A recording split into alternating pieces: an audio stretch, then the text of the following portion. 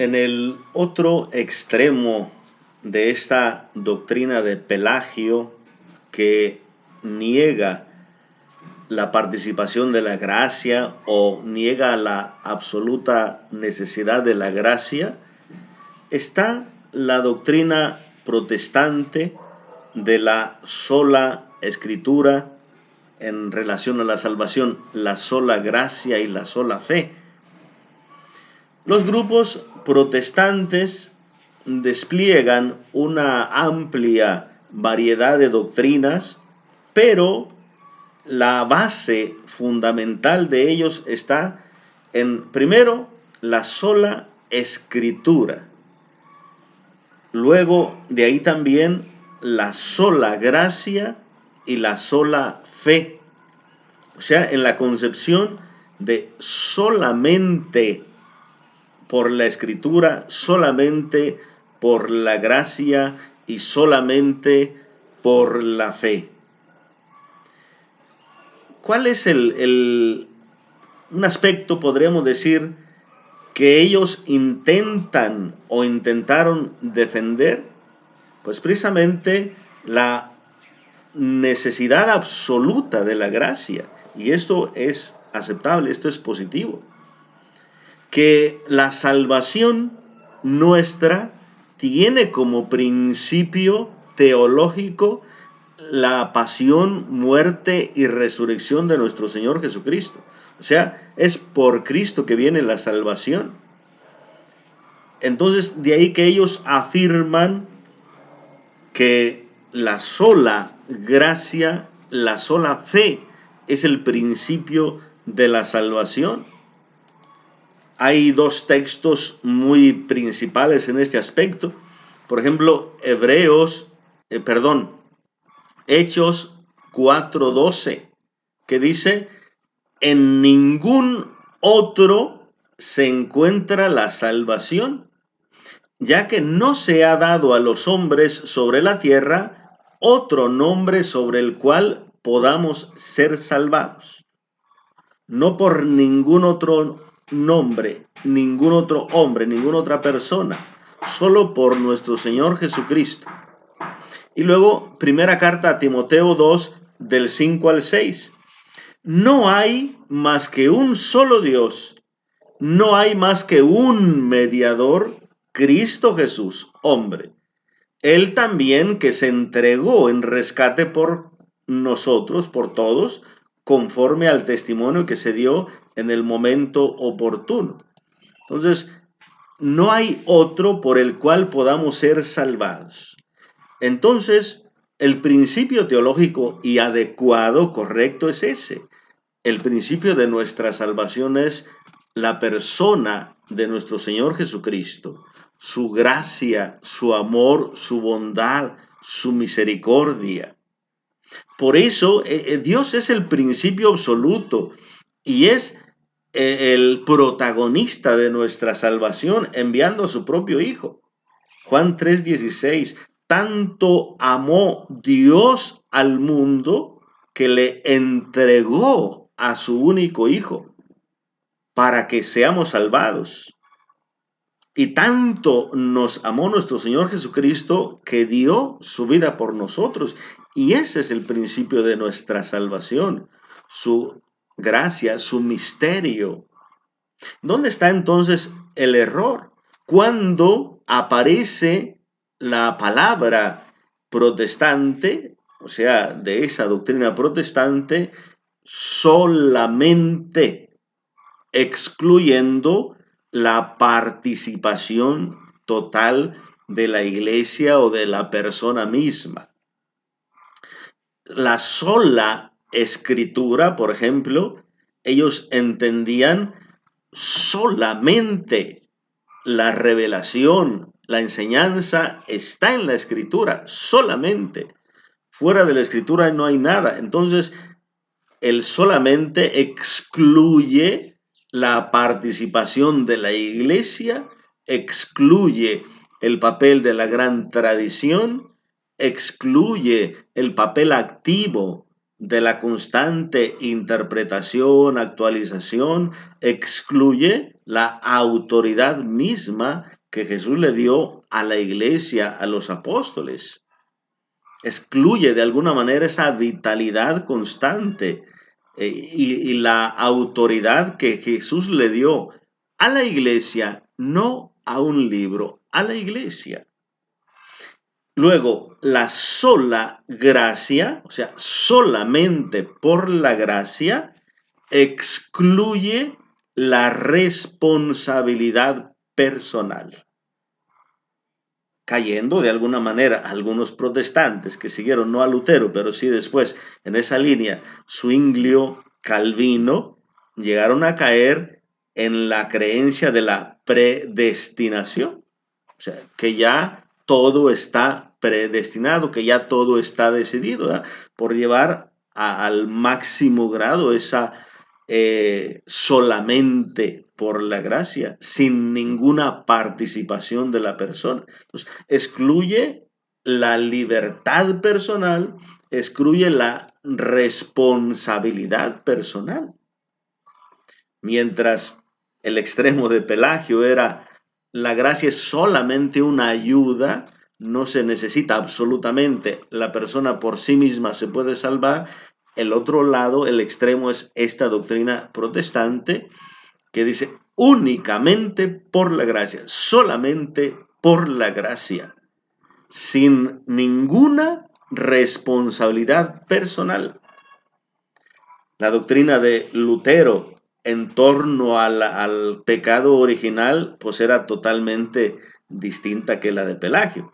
Lutero pensaba que el pecado original había afectado tanto la naturaleza humana que aún con el bautismo y aún con la gracia de Cristo, con todo lo que hemos recibido, la persona seguía permaneciendo pecaminosa. O sea que el bautismo no quitaba propiamente el pecado original, simplemente como que lo tapaba, como que lo escondía, pero que el pecado ahí permanecía.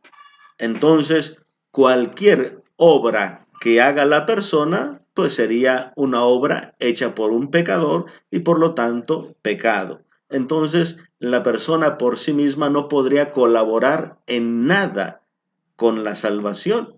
¿Qué tendría que ser? Solamente creer, solamente aceptar a Cristo, solamente confiar y ya el Señor con su gracia, con todo eso, había realizado todo.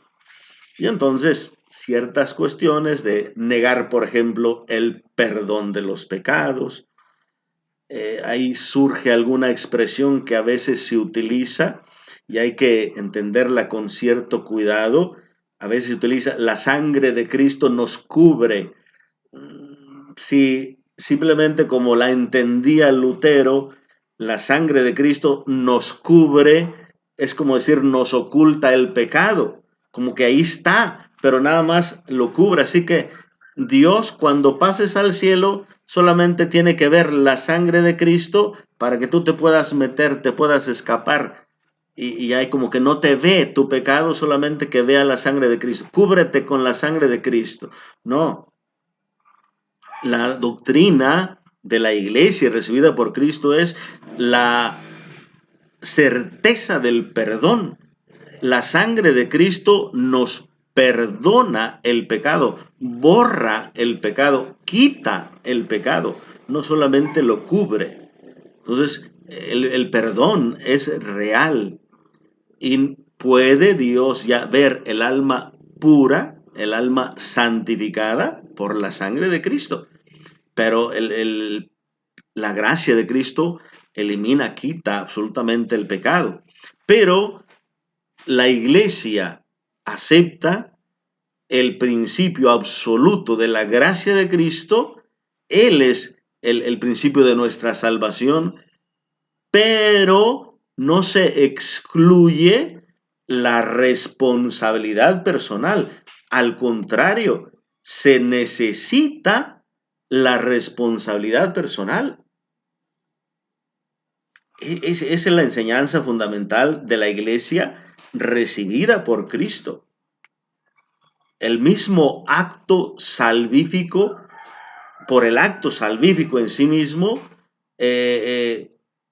no actúa, o sea, perdón, el acto salvífico de la gracia de Cristo no puede actuar en nosotros sin la aceptación, sin adherirnos, sin un compromiso.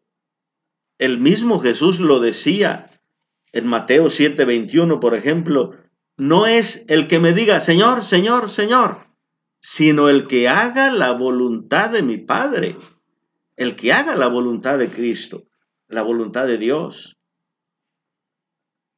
El mismo San Pablo lo llega a decir ahí en la carta a los Gálatas y en la carta a los Romanos, donde él defiende ese principio absoluto de la gracia.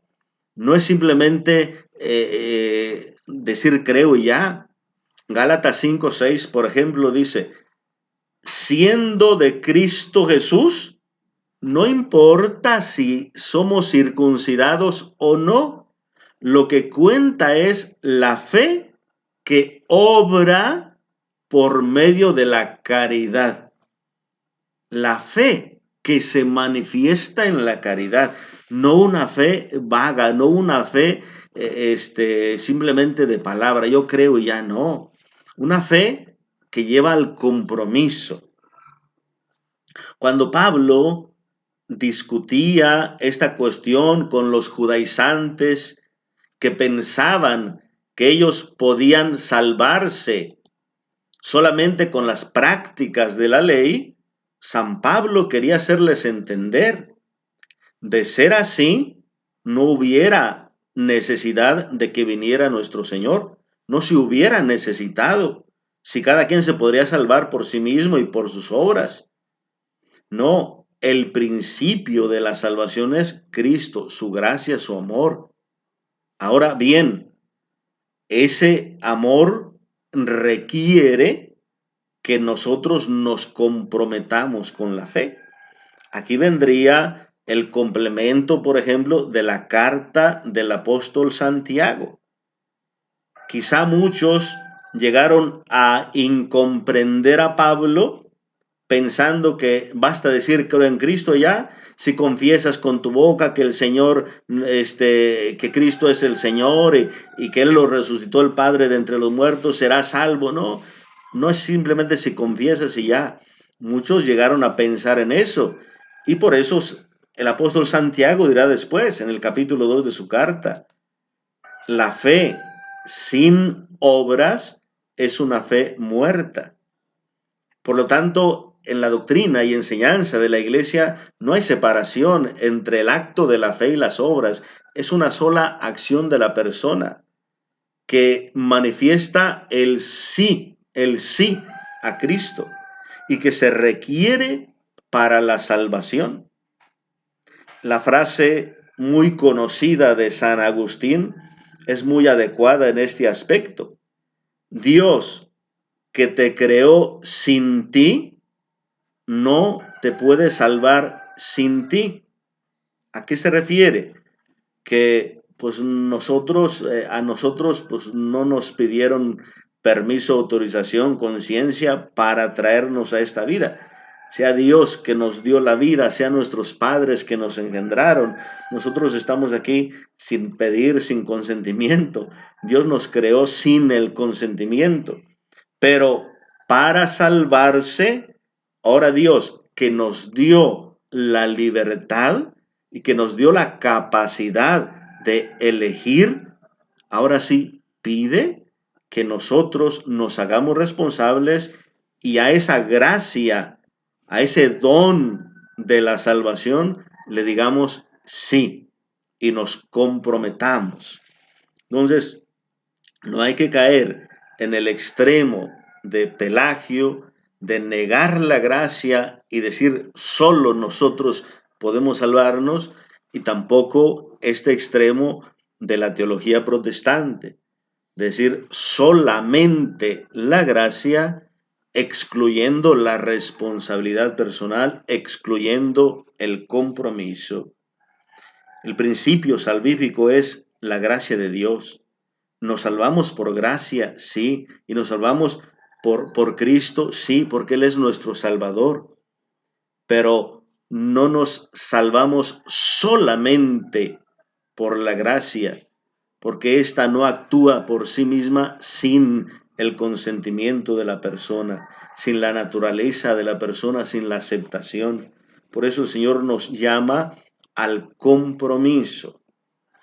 Hay personas que después se ponen a comentar qué tanto pone la gracia, qué tanto la persona, que si 50 y 50, que si es más la gracia 99 y nosotros uno. No, no, no, no.